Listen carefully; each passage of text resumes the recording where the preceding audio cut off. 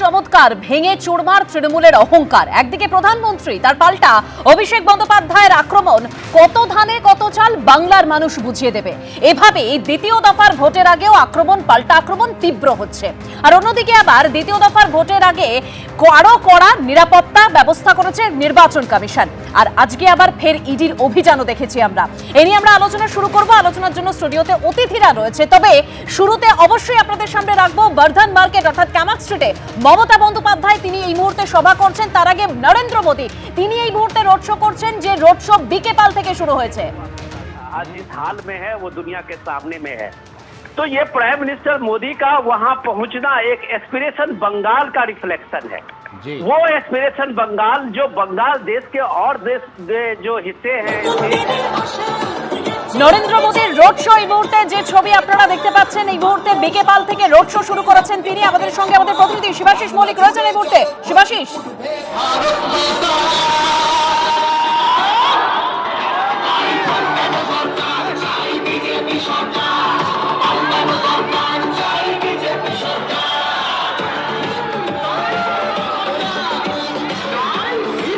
নরেন্দ্র মোদীর road show এই মুহূর্তে বিকেপাল থেকে যে ছবি আপনারা দেখতে পাচ্ছেন, এই মুহূর্তে যে ছবি দেখা যাচ্ছে বিডন স্ট্রিট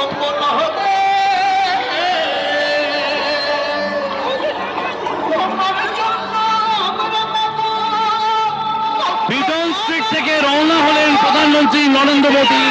তার যে কনভয় রয়েছে সেই ছবি দেখা যাচ্ছে। যে রথে রয়েছেন প্রধানমন্ত্রী, তার পাশে রয়েছেন শ্রমিক ভট্টাচার্য। এছাড়াও সেখানে উপস্থিত রয়েছেন মানিকতলার বিজেপি প্রার্থী তাপস রায়, শ্যামপুকুরের বিজেপি প্রার্থী পূর্ণিমা চক্রবর্তী। তারা ক্রমশ এগিয়ে চলেছেন, সেই ছবি আমরা দেখতে পাচ্ছি। এবং বিকেপাল অ্যাভিনিউ হয়ে তারা এগিয়ে যাবেন।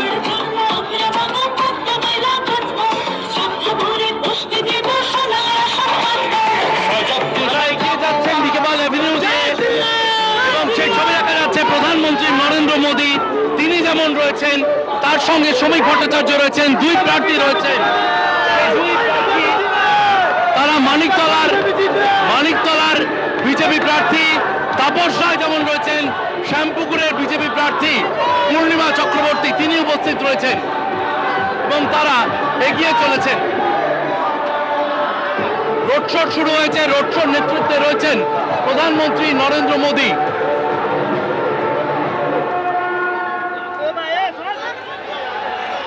যে রোড শো দেখা যাচ্ছে, এই রোড শো মূলত দুই প্রার্থী, শ্যামপুকুরের বিজেপি প্রার্থী পূর্ণিমা চক্রবর্তী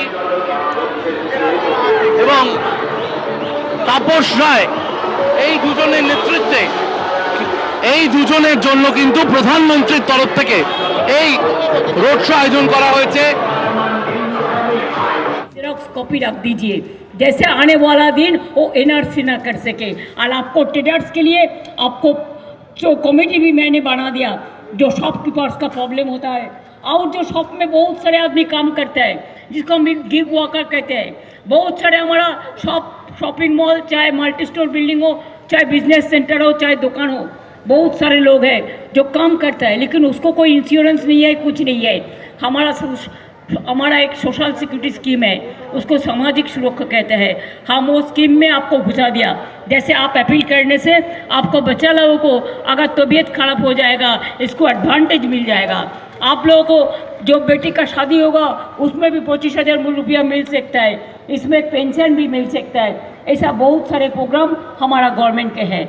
मैं यही कहना चाहूँगी, आप लोग विश्वास रखिए, भरोसा रखिए। हम लोग तो 14 साल से है। कभी देखिए अब देखा कि इधर में आपका कोई गड़बड़ हुआ? कभी देखा? कभी कोई लोग आपको पास जाके कोई झुमला किया, कोई गड़बड़ किया?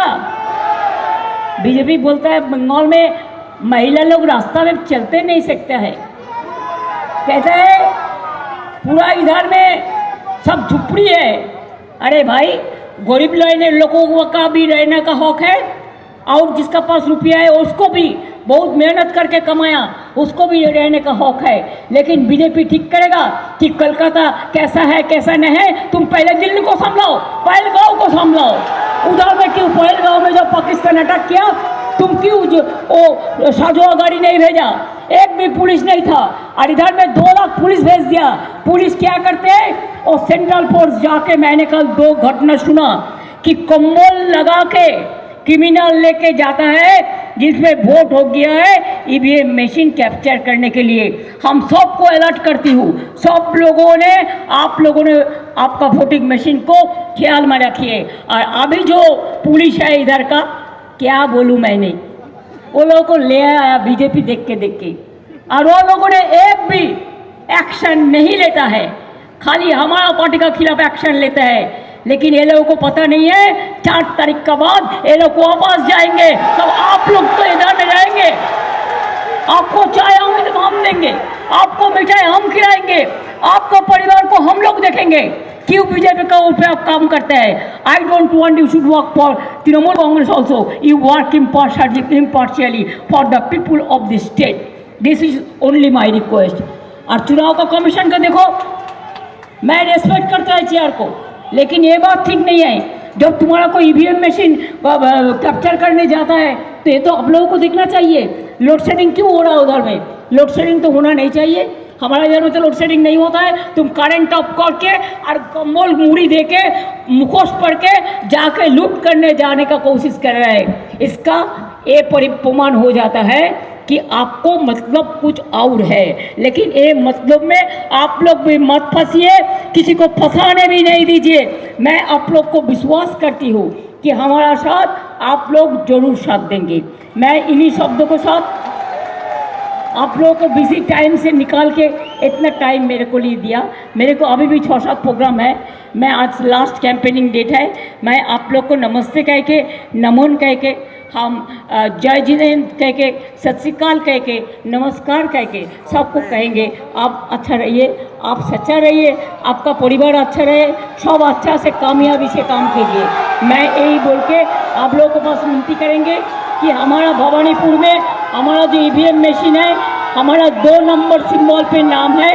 2 मतलब भिक्की होगा है। भिक्की सिंबल में वोट दे के आप मेहरबानी करके, अगर आप चाहते हैं इधर में सब लोग शांति में रहे, शांत से रहे, बीजेपी को अलाउ मत करो। वो भूल नजर चला देगा, उसको मत करो। वो दंगा लगा देगा, उसको मत करो। वो सब खा लेगा। देश को बेच दिया, देश को बेच दिया। जब सऊदी अरबिया जाता है, मुस्लिम को गला में कुला-कुली करके बोलता है, तो अब क्या हिंदू मुसलमान नहीं होता है? जब दुबई में जाते हैं, गला में कोला-कुली करके बोलते हैं, वो हिंदू मुसलमान नहीं देखते हैं। हमारा इधर में हिंदू ज़्यादा है, लेकिन वोट किसको ज़्यादा काटा एसआईआर में? हिंदू को काटा, मुस्लिम को भी काटा, लेकिन 60 लाख वोट हिंदू को काटा, 30 लाख मुस्लिम को भी काटा। हम जाके सुप्रीम कोर्ट में 32 लाख वोट इंक्लूड कराया। बाकी भी आने वाला दिन हो जाएगा, लेकिन वो जैसे वोट ना दे पाए, इसी के लिए बीजेपी का जो वॉशिंग मशीन है वो कम करता है। ये लोग कोई इम्पार्शियलिटी नहीं है, only one sided, vindictive, bias. BJP party bias, vindictive, atrocious, terrible. In the name of democracy, democracy is the election is the festival of democracy. Now it became election of under the guidance of BJP autocracy, atrocity. ये हम नहीं चाहते। हम चाहते हैं शांति से कम लोग। इन्हीं शब्दों के साथ मैं फिर आप लोगों को नमस्ते कह के, जय हिंद, वंदे मातरम, जय बांग्ला, जय बांग्ला, जय बांग्ला। हर आदमी का जय हो, जियो और जीने दो, सब लोग अच्छा रहो। बस, thank you so much.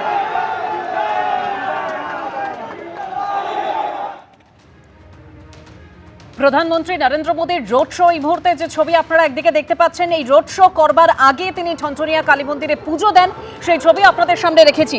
Road show বিকে পাল থেকে শুরু হয়েছে, যেখানে মানিকতলার বিজেপি প্রার্থী তাপস রায় এবং শ্যামপুকুরের বিজেপি প্রার্থী পূর্ণিমা চক্রবর্তীর সমর্থনে এই মুহূর্তে রোড শো করছেন প্রধানমন্ত্রী নরেন্দ্র মোদী।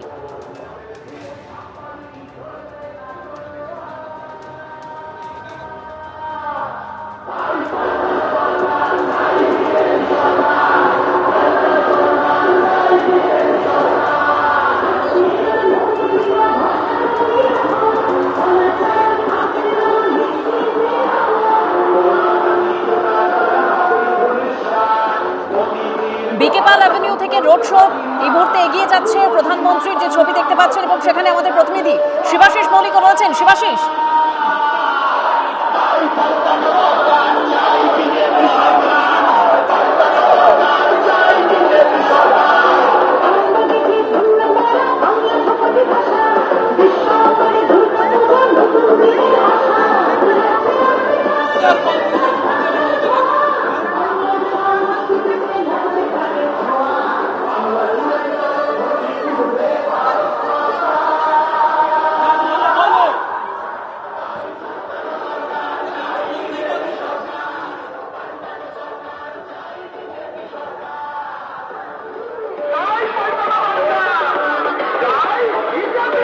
এই মুহূর্তে যে ছবি দেখা যাচ্ছে, প্রধানমন্ত্রী রোড শো শুরু হয়েছে বিডন স্ট্রিট থেকে এবং সেই রোড শো এগিয়ে চলেছে বিকে পাল অ্যাভিনিউ হয়ে খান্না মোড়ের দিকে। মাঝে শোভাবাজার মেট্রোর যে এলাকা, সেই এলাকাও পার করবে প্রধানমন্ত্রী এই রোড শো। যে রোড শো নিয়ে প্রধানমন্ত্রী এগিয়ে চলেছেন বিডন স্ট্রিট থেকে মিনার্ভা থিয়েটারের সামনে দিয়ে এগিয়ে গেলেন প্রধানমন্ত্রী। আমরা সেই ছবি দেখতে পাচ্ছি, মিনার্ভা থিয়েটারের সামনে দিয়ে প্রধানমন্ত্রীর কনভয়, তার যে রথ, সেই রথ এগিয়ে চলেছে। দুদিকে জড়ো হয়ে রয়েছেন সাধারণ মানুষ এবং তারা প্রধানমন্ত্রীকে স্বাগত জানাচ্ছেন। সেই ছবি দেখা যাচ্ছে। কলকাতার, উত্তর কলকাতার বিভিন্ন এলাকার মানুষ তারা আজ জড়ো হয়েছেন প্রধানমন্ত্রীকে স্বাগত জানাতে এবং প্রধানমন্ত্রী তাদের দিকে হাত নাড়ছেন। প্রধানমন্ত্রীর রথে রয়েছেন শ্রমিক ভট্টাচার্য, রাজ্য বিজেপি সভাপতি শ্রমিক ভট্টাচার্য, তিনি উপস্থিত রয়েছেন। এছাড়াও দুই প্রার্থী রয়েছে, শ্যামপুকুরের পূর্ণিমা চক্রবর্তী এবং মানিকতলার বিজেপি প্রার্থী তাপস রায়, যাদের সমর্থনে আজ রোড শো করছেন স্বয়ং প্রধানমন্ত্রী নরেন্দ্র মোদী। এছাড়াও এঙ্কেলের প্রিয়াঙ্কা টিবরিওয়াল, চৌরঙ্গীর সন্তোষ পাঠক তারা উপস্থিত হয়েছেন, কিন্তু মূলত পূর্ণিমা চক্রবর্তী এবং তাপস রায়ের সমর্থনে আজকের এই রোড শো করছেন প্রধানমন্ত্রী নরেন্দ্র মোদী। आज गुप्ता नाम है सर, लाल रंग का शर्ट पहना हुआ है, किसी को निकलकर सर लेके आएगा स्टेज पे। একদম শিবাশিস, তুমি আমাদের সঙ্গে থাকো। এই রোড শো এই মুহূর্তে যে ছবি দেখতে পাচ্ছেন নরেন্দ্র মোদী তিনি করছেন, কলকাতায় রোড শো করছেন নরেন্দ্র মোদী। এর আগে আমরা যে ছবি দেখেছি একদম ঠনঠনিয়া কালীবাড়িতে তিনি আজকে পুজো দেন প্রধানমন্ত্রী নরেন্দ্র মোদী। তার রোড শোর আগে আজকে তিনি ঠনঠনিয়া কালীবাড়িতে পুজো দেন, সেই ছবি একদিকে আপনাদের সামনে রেখেছি। ঠনঠনিয়া কালীবাড়িতে পুজো দেওয়ার পরেই এই রোড শো করছেন প্রধানমন্ত্রী নরেন্দ্র মোদী, যেখানে মূলত মানিকতলার বিজেপি প্রার্থী তাপস রায় এবং শ্যামপুকুরের বিজেপি প্রার্থী পূর্ণিমা চক্রবর্তীর সমর্থনে এই রোড শো নরেন্দ্র মোদীর। এই মুহূর্তে সেই ছবি রাখবো। প্রধানমন্ত্রী নরেন্দ্র মোদী তিনি রোড শো করছেন বিকেপাল থেকে, তার এই রোড শো শুরু হয়েছে খান্না মোড় পর্যন্ত। এই রোড শো যাবে, যে ছবি আপনারা দেখতে পাচ্ছেন সরাসরি। শিবাশিস মৌলিক আমাদের প্রতিনিধি রয়েছেন সেখানে। শিবাশিস,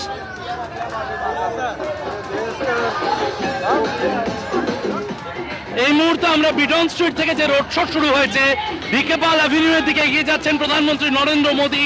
তার সঙ্গে রয়েছেন শ্রমিক ভট্টাচার্য এবং দুই প্রার্থী অর্থাৎ তাপস রায় এবং শ্যামপুকুরের বিজেপি প্রার্থী পূর্ণিমা চক্রবর্তী, তারা উপস্থিত রয়েছেন। যে ছবি আমরা দেখতে পাচ্ছি, রোড শো এগিয়ে চলেছে বিকেপাল অ্যাভিনিউয়ের দিকে এবং বিকেপাল অ্যাভিনিউ এর দিকে যে রোড শো এগিয়ে চলেছে, খান্নায় গিয়ে এই মিছিল শেষ হবে। খান্নায় গিয়ে এই মিছিল শেষ হবে। আপাতত কিন্তু আমরা যে ছবি দেখতে পাচ্ছি, প্রধানমন্ত্রী নরেন্দ্র মোদী তার নেতৃত্বে এই মিছিল এগিয়ে চলেছে। যে মিছিলের গন্তব্য বিকে পাল অ্যাভিনিউ এর দিকে আপাতত প্রধানমন্ত্রী রোড শো। বিকে পাল অ্যাভিনিউ থেকে শোভাবাজার মেট্রোর সামনে দিয়ে যে বিনোদিনী থিয়েটার, সেই বিনোদিনী থিয়েটারের সামনে দিয়ে খান্না মোড় পর্যন্ত আজকে যাবে এই রোড শো। যে রোড শোর সামনে রয়েছেন প্রধানমন্ত্রী নরেন্দ্র মোদী।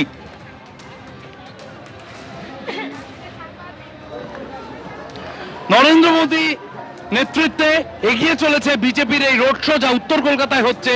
এবং এই উত্তর কলকাতায় রোড শোতে শ্রমিক ভট্টাচার্য তিনি রয়েছেন প্রধানমন্ত্রীর সঙ্গে। এছাড়াও প্রার্থীরা রয়েছেন, তার মধ্যে মূলত শ্যামপুকুর এলাকায় পূর্ণিমা চক্রবর্তী তিনি রয়েছেন, শ্রমিক ভট্টাচার্য রয়েছেন। শ্রমিক ভট্টাচার্য ছাড়াও শ্রমিক ভট্টাচার্য যেমন রয়েছেন রাজ্য সভাপতি হিসেবে, মানিকতলার বিজেপি প্রার্থী তাপস রায়, যিনি রাজ্য বিজেপির সহসভাপতি, তিনি উপস্থিত রয়েছেন। এছাড়াও কিন্তু একাধিক প্রার্থী, যেমন এংটালির প্রিয়াঙ্কা টিবরিওয়াল তিনি যেমন রয়েছেন, তেমনি চৌরঙ্গীর সন্তোষ পাঠক তারও উপস্থিতি রয়েছে আজকের এই রোড শোতে। কিন্তু মূলত দুই প্রার্থীর জন্য প্রধানমন্ত্রীর আশা, মানিকতলা তাপস রায় এবং শ্যামপুকুরের পূর্ণিমা চক্রবর্তী, এই দুজনের জন্যই কিন্তু প্রধানমন্ত্রী আজকের এই রোড শো। যে রোড শোতে আমরা দেখতে পাচ্ছি প্রধানমন্ত্রী একটি প্রতীকী রথে রয়েছেন এবং তারপরে প্রধানমন্ত্রীর যে কনভয়, সেই কনভয় রয়েছে। প্রধানমন্ত্রী যে রথে রয়েছেন সেই রথেই রয়েছেন একাধিক প্রার্থী এবং রাজ্যসভার বিজেপি সাংসদ তথা রাজ্য বিজেপি সভাপতি শ্রমিক ভট্টাচার্য। একদম শিবাশিস, তুমি আমাদের সঙ্গে থাকো। প্রধানমন্ত্রী নরেন্দ্র মোদীর রোড শো এই মুহূর্তে এগিয়ে চলেছে, যে ছবি আপনারা দেখতে পেলেন। তবে এর আগে তিনি যে জনসভা করেছেন, অর্থাৎ ঠাকুরনগরের জনসভা, সেখান থেকে তিনি কি বলেছেন? যে প্রথম দফার ভোটে চমৎকার করে দেখিয়েছে রাজ্যবাসী, দ্বিতীয় দফায় সেই রেকর্ড ব্রেক করতে হবে। শুনুন।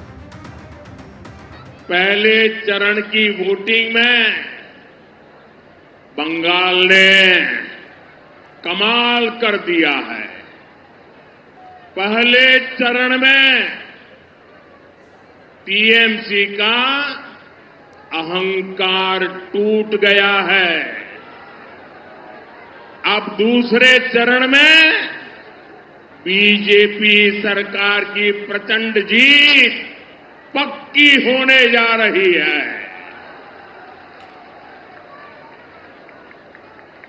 प्रथम चरणे भांगलो टीएमसीर अहंकार, द्वितीय चरणे निश्चित बीजेपी सरकार। আমি এবার রিঅ্যাকশনে যাব। শুরুতেই রাহুল দা, রিয়াকশনে কি শুনতে চাইছো? প্রথম কথা বলি আমি তোমাকে, যে আজকে প্রধানমন্ত্রী রোড শো করছে, কথা বলছেন, খুব ভালো কথা, কিন্তু প্রধানমন্ত্রী যেগুলো বলছেন সেগুলো যদি পাল্টা প্রধানমন্ত্রীকে প্রশ্ন করি আমরা, আজকে নারী সুরক্ষা নিয়ে সারা জায়গায় প্রচার করে বেড়াচ্ছেন মমতা বন্দ্যোপাধ্যায়, নারী সুরক্ষা বিল আটকে দিয়েছে। তুমি ভাবো, যেখানে দাঁড়িয়ে 2023 সালের 20 সেপ্টেম্বর একটা বিল পাস হয়ে গেছিল, তারপরে 2.5 বছর এই বিজেপি সরকার নিরঙ্কুশ সংখ্যাগরিষ্ঠতায় ছিল, তারপরে সে এক পাস হয়নি। কেন হলো? কি করতে চাইলো? পেছনে ডিলিমিটেশন। আজকে দাঁড়িয়ে নারী সুরক্ষার নামে ডিলিমিটেশন করে আসন বিন্যাস করা আসল লক্ষ্য ছিল, সেটা মমতা বন্দ্যোপাধ্যায় আটকে দিয়েছেন। আজকে বাংলায় দাঁড়িয়ে সাংসদের পার্সেন্টেজ তৃণমূল কংগ্রেসের প্রায় 37.7%, সেখানে বিজেপির প্রায় 17, আর এখানে রাজ্যসভায় তৃণমূল কংগ্রেসের 46%। সেখানে বিজেপি কি করেছে? আজকে বিজেপির নারী সুরক্ষার কথা বলে সারা বাংলায় যে মিথ্যে প্রচার করছে, তার মানুষ তার জবাব দেবে না দেবস্মিতা? আজকে ভাবো তুমি, সেই নারী সুরক্ষার নামে আজকে মণিপুরবাদ, হাতরাসবাদ, উন্নাওবাদ, প্রয়াগরাজবাদ সারা ভারতবর্ষে দাঁড়িয়ে তাণ্ডব চালিয়েছে। যারা বিলকিস বেগমের ধর্ষণকারীদের মালা পরে বরণ করিয়ে নারী সুরক্ষার কথা বাংলায় প্রচার করে, তাদের মানুষ জবাব দেবে না? তাদের জবাব দিতে হবে। আর বিজেপি বলছে কি? কিন্তু রাহুল দা, নরেন্দ্র মোদী তিনি তো বলছেন যে প্রথম দফা একেবারে চমৎকার করে দেখিয়েছে সাধারণ মানুষ, রাজ্যবাসী চমৎকার করে দেখিয়েছে। বলছে ভরসা আউট, মানে ভরসাহীন, ভয় আউট। আরে ভয় কাকে কে দেখাচ্ছে? ভয় দেখাচ্ছে প্রথম থেকে কারা? ভয় দেখাচ্ছে প্রথম থেকে বিজেপি সরকার। বলছে উল্টো করে লটকে দেব, ভয় দেখাচ্ছে মানুষকে। 100 দিনের কাজের টাকা আটকে দিয়েছে, ভয় দেখাচ্ছে মানুষকে। ভয় দেখাচ্ছে মানুষের টাকা বকেয়া 2 লক্ষ কোটি টাকা বাদ, ভয় দেখাচ্ছে মানুষকে। তুমি দেখো আজকে সিবিআই ইডি দিয়ে ভয় দেখাচ্ছে সবাইকে। এটাই তো ওদের কাজ। ভয় তো বিজেপি সরকার দেখাচ্ছে, ভয় তো তৃণমূল দেখাচ্ছে না। বাংলার মানুষ তার জবাব দেবে। বাংলার মানুষ বিগতদের উন্নয়ন, বাংলার মানুষ এই এখানে দাঁড়িয়ে কোনো জাত, কোনো ধর্ম ছাড়া, যারা ধর্মের নামে ভেদাভেদ করতে চায়, যারা জাতের নামে বজ্জাতি করতে চায়, তাদের বিরুদ্ধে দাঁড়িয়ে বাংলার মানুষ আগামী 29 তারিখে রায় দেবে। অন্যদিকে মমতা বন্দ্যোপাধ্যায় তিনি কি বলছেন? যে প্রথম দফাতেই সেঞ্চুরি হয়েছে তৃণমূল কংগ্রেসের, তাই বিজেপি ভয় পাচ্ছে। শুনুন। आपको जानकारी के लिए, जो पहले दफा इलेक्शन हुआ हम सेंचुरी पार कर दिया, और आने वाला चुनाव में भी हम और एक सेंचुरी पार करेंगे। इसके लिए बीजेपी डर गया, और जो डर गया वो मर गया। इसी के लिए वो अभी सेंट्रल फोर्स लेके, पूरा सेंट्रल फोर्स लेके, और इधर का सब ओसी को चेंज करके, डीएम को चेंज करके गुंडा गद्दारी कर रहा है। मेरे को मिनती है, आप सब अपना का वोट अपना दीजिए, और वोटर स्लिप मेहरबानी करके आपका पास जेरॉक्स कॉपी रख दीजिए, जैसे आने वाला दिन वो एनआरसी ना कर सके। বিমলদা, মমতা বন্দ্যোপাধ্যায় 200 আসনের কথা বলছেন, প্রথম দফায় সেঞ্চুরির পর দ্বিতীয় দফায় সেঞ্চুরির কথা বলছেন তিনি। ওই একটা শূন্য বাদ চলে যাচ্ছে, 20টা পাবে হয়তো, আমি বলে দিই একটা কথা। এসব আলোচনা অনেক হয়েছে, এই কথাগুলো উত্তর দিলে আবার অনেক সময় চলে যাবে। আমি শুধু একটা অন্য বেসিক প্রশ্ন করছি, তৃণমূল নাকি বাঙালিদের পার্টি?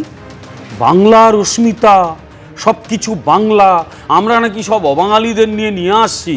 আচ্ছা, কলকাতায় যারা প্রজন্মের পর প্রজন্ম ধরে ব্যবসা করেন তারা হয়তো বাংলাভাষী নন, কিন্তু তারা প্রত্যেকে অত্যন্ত ভালো বাংলা বোঝেন।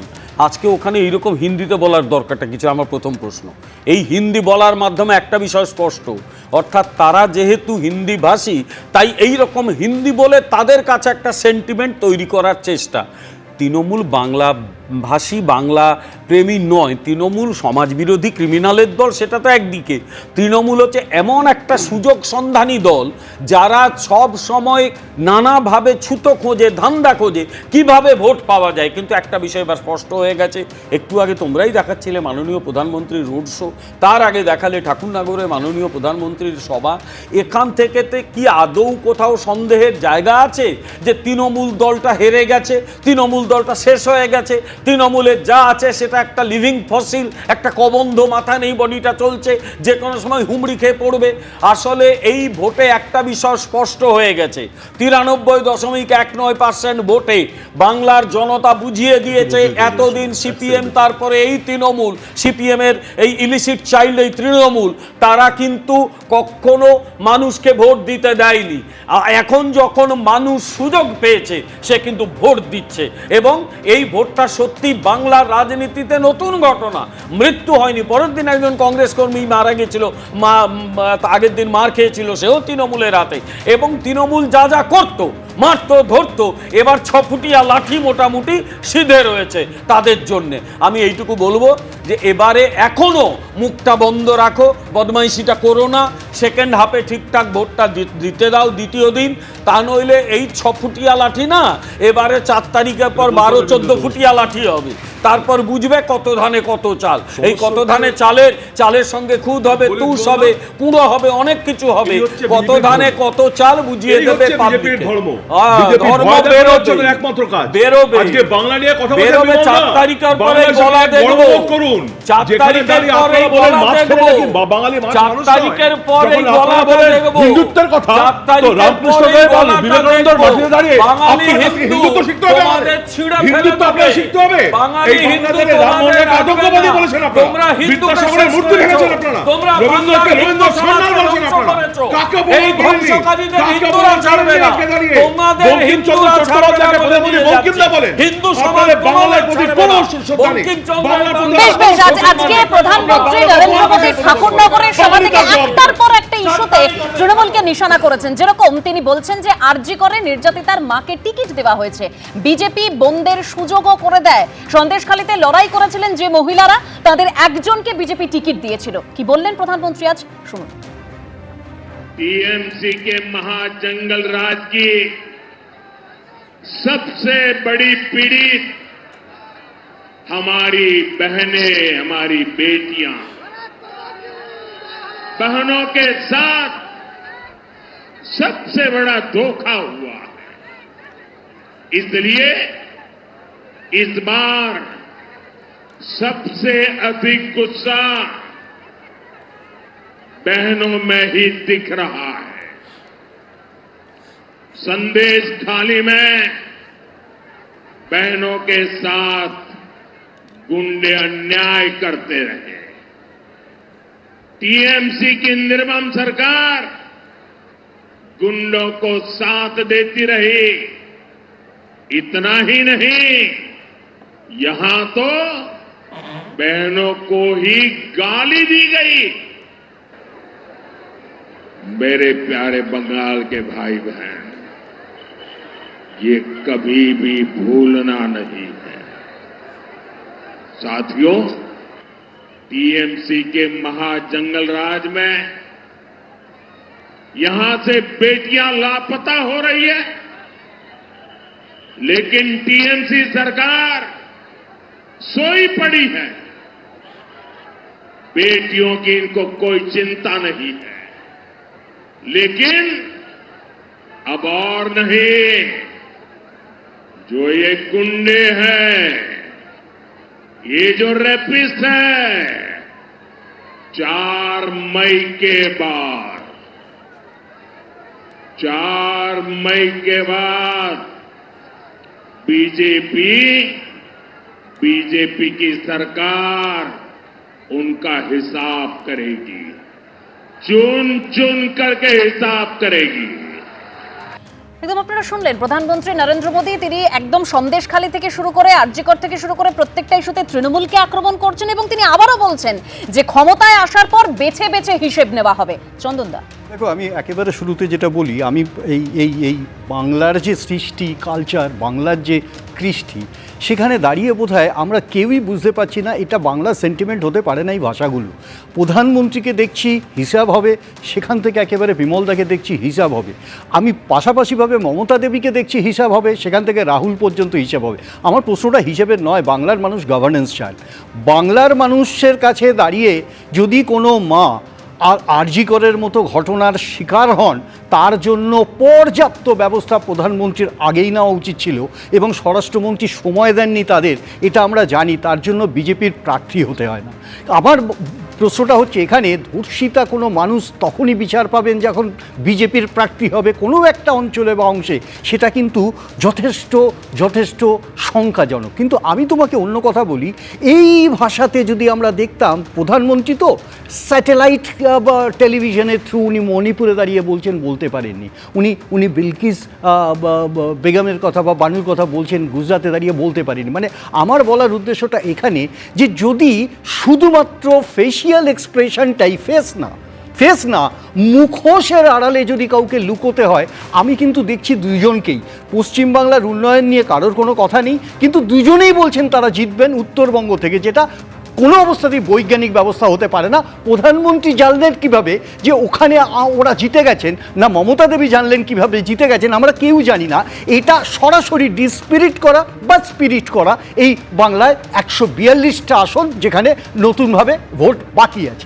এখন তাকে মোটিভেট করা একটা উদ্দেশ্য, তাকে ব্যবহার করছে, কিন্তু দিস ইজ অপটিক্স। দেখুন, প্রথমেই আমি বলি যে এই যে রাহুল বারবার করেই বাইরে চলে যাচ্ছে, সেখানে আমাদের মনে রাখতে হবে Park Street, Kamduni, Hanskhali, RG Kar, Kasba college, তামান্নাকে বোমা মারা, এগুলো সব কিন্তু পশ্চিমবঙ্গেই ঘটেছে এবং তা নিয়ে দিনের পর দিন প্রতিবাদ হয়েছে, অথচ কিচ্ছুর ফল হয়নি। কোনো জায়গায় কোনো মানে অপরাধী তাদের সাজা হয়েছে এরকম আমরা জানি না। কামদুনির অপরাধীরা, অভিযুক্তরা, তারা বসে বসে টিভি দেখেন এবং তাদেরকে পাহারা দেয় পুলিশ। এই ছিল পশ্চিমবঙ্গের চেহারা।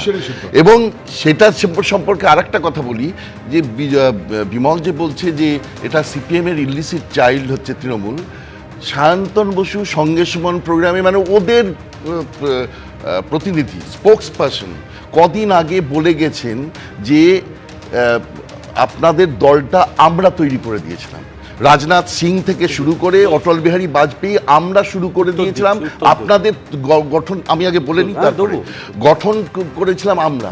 সুতরাং যাদের আরএসএস এর একটা ইলিসের দল, সেইটা যদি এসে বলতে যে আজকে তারা ফ্র্যাঙ্কেনস্টাইন হয়ে গেছে, এখন তাদেরকে বধ করবার জন্য এতদিন হয়নি কেন?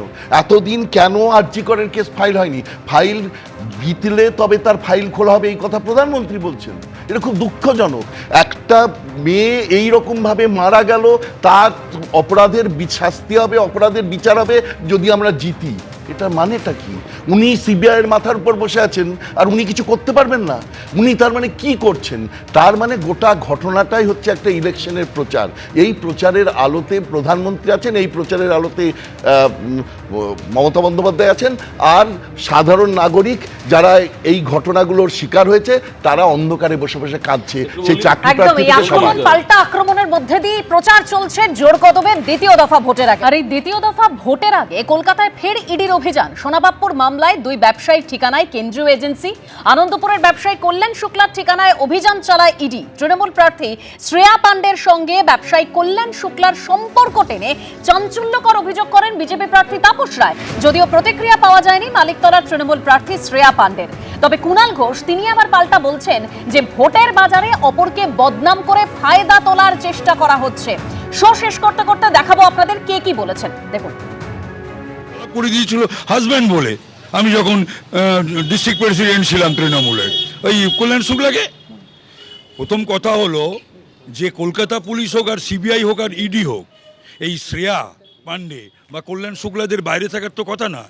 এই কল্যাণ শুক্লা কিছুদিন আগে ফুলবাগান থানার কেসে anti Doughty section okay arrest করেছিল এই তোলার কেসে। একজন ইয়েকে খুনের হুমকি দিয়েছিল এবং 10 লক্ষ টাকা নিয়েও ছিল। তারপরেও কিষাম মিত্র 31 নম্বর ওয়ার্ডের। এছাড়া তো আমি বললাম চার্জশিটেড রোজভ্যালি কেসে চার্জশিটেড, যে কেসে জেলে ছিল সুদীপ ব্যানার্জি এবং স্বর্গত তাপস পাল এমপি, সেই কেসের 18 এবং 19 নম্বর আসামি হচ্ছে যথাক্রমে শ্রেয়া পাণ্ডে এবং কল্যাণ শুক্লা। তো এদেরকে বাইরে থাকে কেন? এরা থাকার কথা জেলে, তারা সব আছে তৃণমূলে। তো সুতরাং এদের অ্যারেস্টও হয় না, সামন্ডও হয় না এবং এরা বেলও নেয় না। তো সুতরাং এটা নির্বাচনের পরে দেখি এটা আমি হাইকোর্টে এই কেস ফেস নিয়ে আমি এটা তুলবো এবং সিবিআইকেও ট্যাগ করবো। মামলার পেছনে রাজনৈতিক উদ্দেশ্য নিয়ে প্রশ্ন উঠে যায়। শ্রেয়া পাণ্ডে আমাদের মানিকতলার প্রার্থী। শ্রেয়া কিন্তু অবিবাহিত, শ্রেয়া সিঙ্গেল। তো ফলে এই ধরনের কোনো চর্চা যে শ্রেয়া স্বামী অমুক তমুক, এগুলো অত্যন্ত রুচি বিরুদ্ধ। তৃণমূলের একের পর এক ক্যান্ডিডেটকে ডাকছে, 5 বছর আগের মামলা, 6 বছর আগের মামলা ডাকছে। মানুষ পরিষ্কার বুঝতে পারছেন যে 5 বছর ধরে যেসব মামলা ঘুমোচ্ছিল, ভোটের সময় এসে তাদেরকে সামন করো।